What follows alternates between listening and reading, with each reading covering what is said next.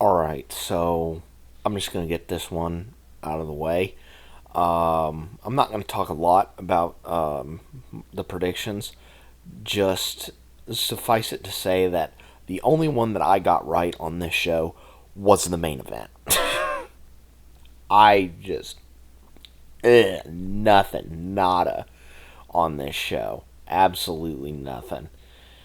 Besides the main event. So if I don't talk about the predictions on this show, you know the reason why. I only got the main event correct.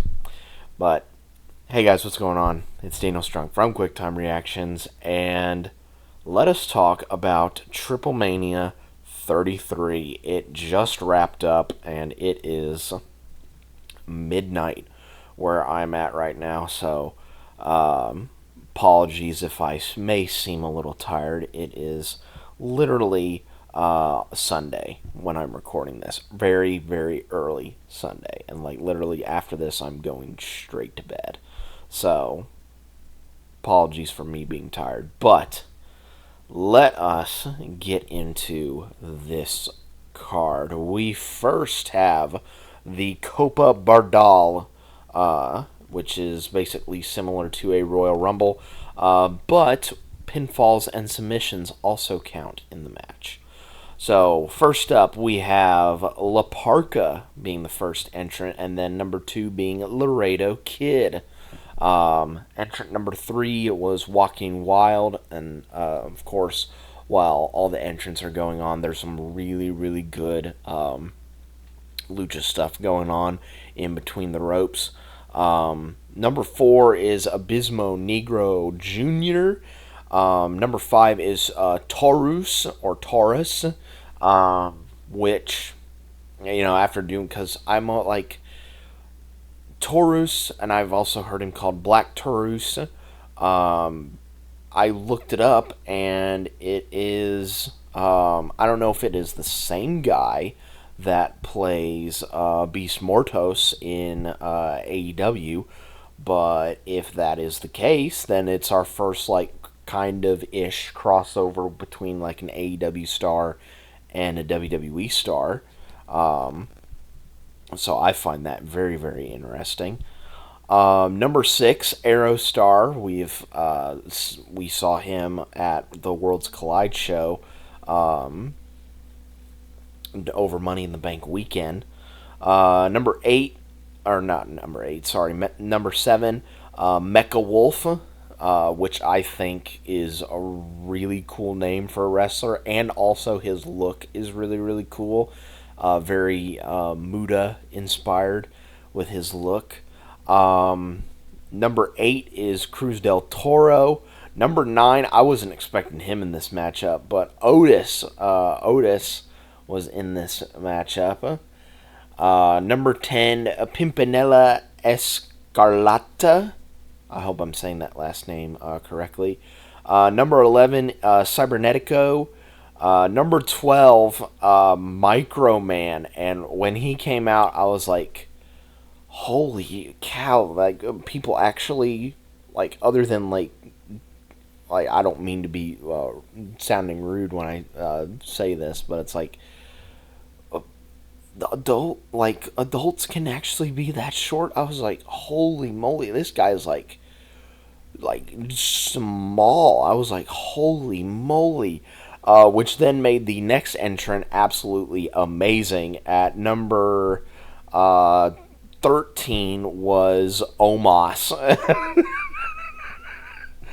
And I was like, oh, please have him and Microman interact in this matchup. And they do, and I legitimately feared for Microman's life. I was just like, oh my god, please do not hurt him, please. But thankfully, that did not happen. And then the last entrant was the guy that won the Copa Bardal last year, Octagon Jr. The final 4 were Mecha Wolf, Octagon Jr., La Parka, and Omos. La Parka and Omos were the final 2. It looked like La Parka was going to pull off the upset of the century, but that was not the case. Omos threw him right out, and Omos wins the Copa Bardal. Look at that. A giant actually winning a Battle Royal / Royal Rumble match. It's a miracle, ladies and gentlemen. I never thought I'd see the day when a giant actually wins a match that he's actually kind of favored to win. It's absolutely amazing. But yeah, solid little match. I wasn't expecting some of the entrants like Otis and Microman. Wasn't expecting those entrances, and then Omos put like the cherry on top of the cake for like, holy cow! I did not expect that. So yeah, really fun way to kick off the show. Next up for the Latin American Championship, we have El Messias taking on Hijo de Dr. Wagner Jr. When looking at him, at El Messias, I was like, hold up, I recognize him. And then it clicked in my head, I'm like, that's Judas Messias from TNA. It's just like, oh my gosh. I was like, he's been wrestling for that long? I was like, holy moly.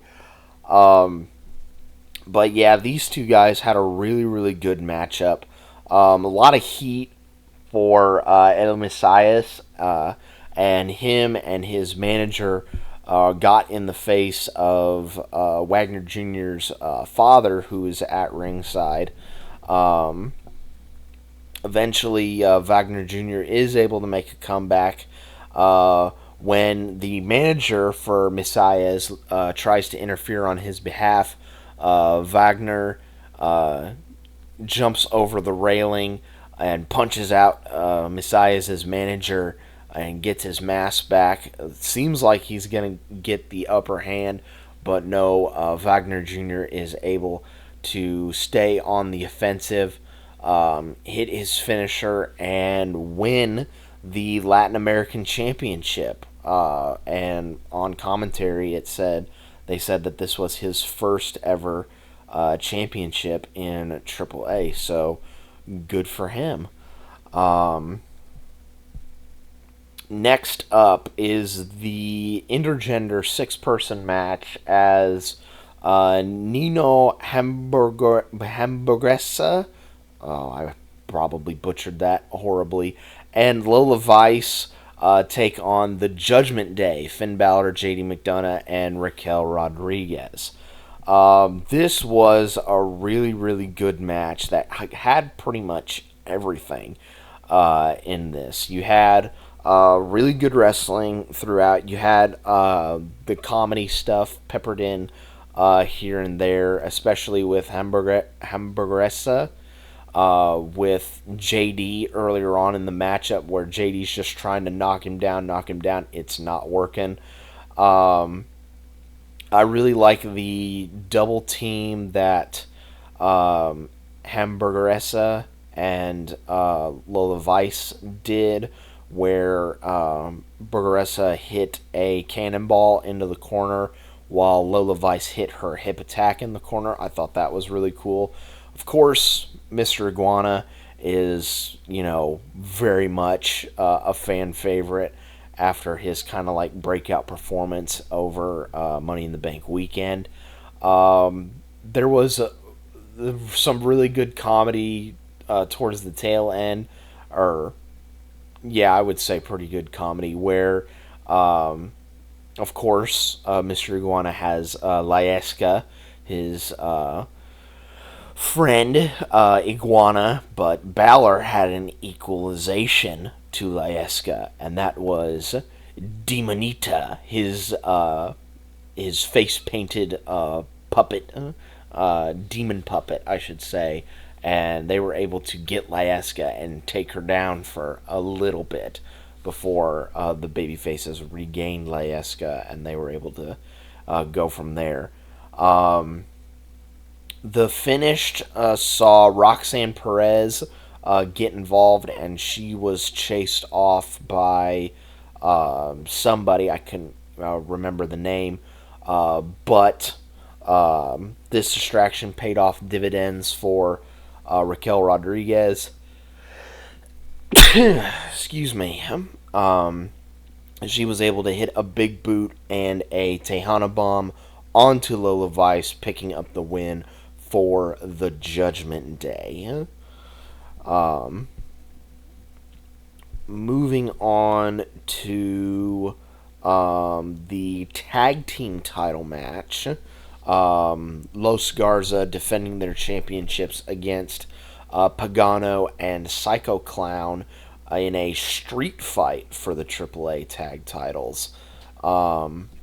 This was frenetic from the word go. Los Garza bringing in the plunder immediately, kendo sticks and chairs aplenty. And Pagano Jr. and psychoclown responded by bringing out some barbed wire kendo sticks, which that looked like it sucked to take, if I'm being at all honest. There were tables aplenty throughout this match. At one point, Berto and Angel try and go for a double suplex on, I believe, Pagano, but psychoclown ends up spearing them both through that table. At one point, who is it? I think it's Angel who has, I think, Pagano in a fallaway slam position, and he has psychoclown in a powerbomb position.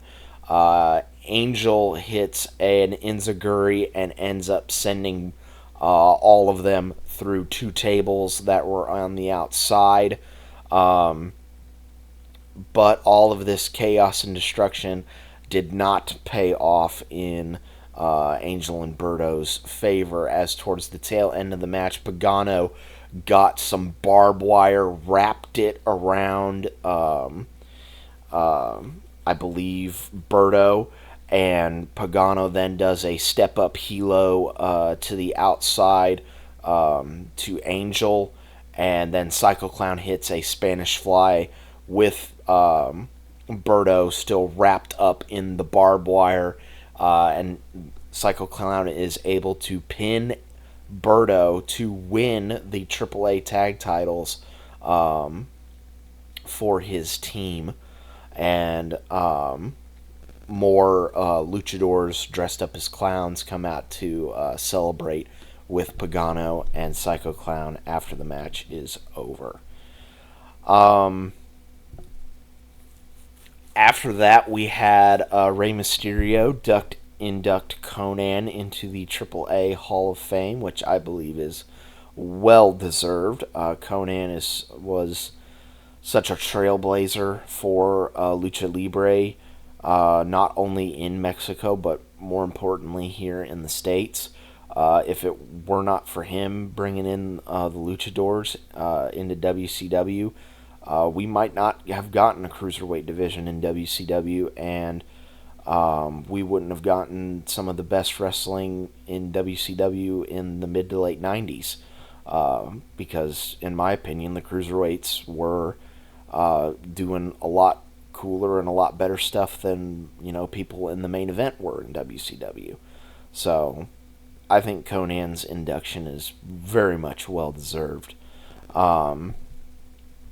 After that, we had the three-way for the Reina de Reinas Championship, as Flamer defended against Fabi Apache and Natalya, who came out in the black singlet. I was like, yes, we're going to get some Natty Neidhart on the show. That made me so happy that she came out in the black singlet.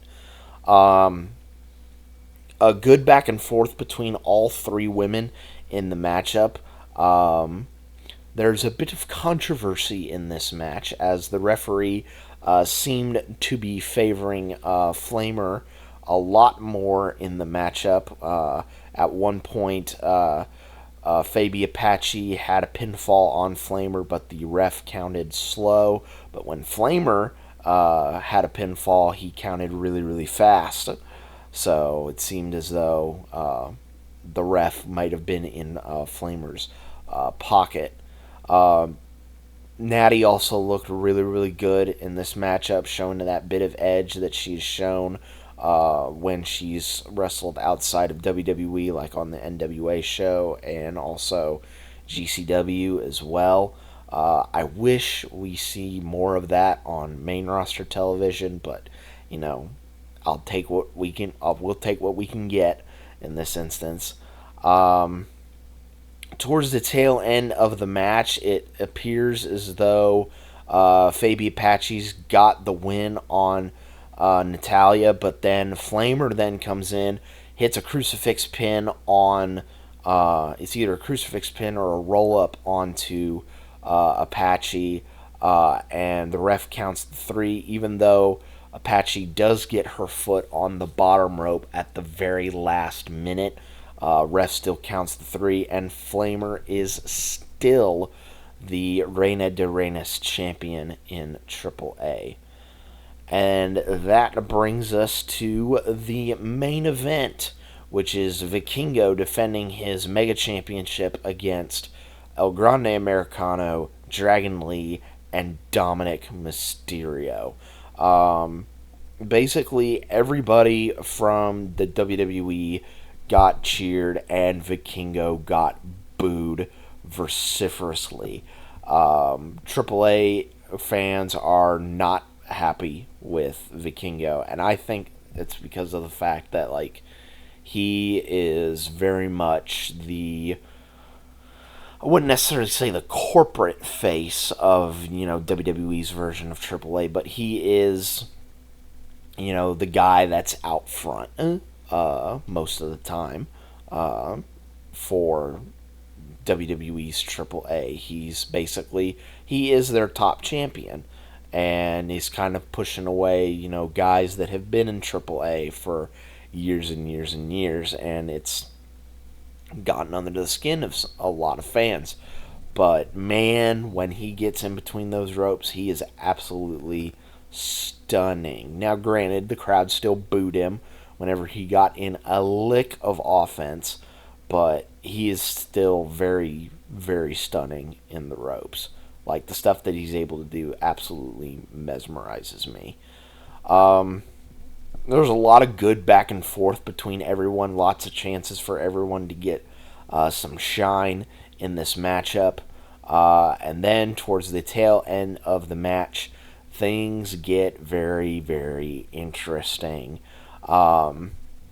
Dragonlee looks like he's going to go for his big back elbow, but when he looks up the ramp, who does he see? Finn Balor and JD McDonough make their way down to the ring to try and help out their Judgment Day partner Dominik to win the Mega Championship. Because remember, if Dominik wins that Mega Championship, he becomes a double champion. So, that'd be something really cool for Dominik to put on his resume. Dominik hits a 619. It looks like he's got the match won, but El Grande Americano breaks up that pinfall. For equalization against the Judgment Day, here comes the LWO. Cruz del Toro and Joaquin Wilde, they neutralize Balor and McDonough. And it looks like Dragon Lee's got it, but no. El Grande Americano kicks out. Dragon Lee looks like he's going to go for his big back elbow, but then 2 more El Grande Americanos show up. The Grande Americano that's inside of the ring hits a massive blockbuster, is not able to put away Dragon Lee, so then he gets the steel plate from one of the other Americanos on the outside. He loads it into his mask. Meanwhile, on the outside, Dominik Mysterio takes his entrance mask that he came out. He also puts it on, and he loads a metal plate on the inside. Dragon Lee is able to take out the other Americanos and basically everybody else that is at ringside to basically get rid of that problem. When he gets back inside, though, Dominik has already taken out El Grande Americano and then bounces off the ropes and hits a flying headbutt into Dragon Lee. He gets up top and he hits the frog splash. It looks like Dominik Mysterio is going to pull it off when then somebody in a mask pulls out the referee and hits a forearm on the apron of the ring. He takes off the mask to reveal that it's AJ Styles. And man, AJ has had one heck of a year, hasn't he? He's been in WWE, TNA, and AAA all in the span of this year alone. And it's absolutely insane. Styles hits a Styles Clash onto Dominik Mysterio, which then sets him up perfectly to be hit by the 630 by Vikingo. And Styles puts the ref back inside, and ref counts the 3. Vikingo retains his AAA Mega Championship as Triplemania closes out for the night. Oh, and I forgot to mention, there was a spot earlier on in this Mega Championship match where Dominic and elgrandeamericano powerbomb Vikingo through the American announce table, which then basically we have no English announce team. The commentary table basically goes kaput after that, so we have no commentary for a little while after that spot. But yeah, I would say Triplemania 33 was a pretty fun show overall. Lots of good wrestling, lots of good lucha tonight on the card. And I had a fun time watching it, and I'm very interested to see how WWE goes forward with this. With these new champions being crowned, are they going to be featured more on, like, say, mainstream programming?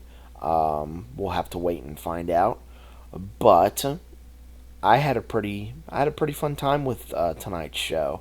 Would I consider it like one of the best of the year? No, I don't think so. But it was still a fun show overall. But that is going to be it for my review of Triplemania 33. Let me know down in the comments below what you guys thought of Triplemania 33. But yeah, that is pretty much it for my review, guys.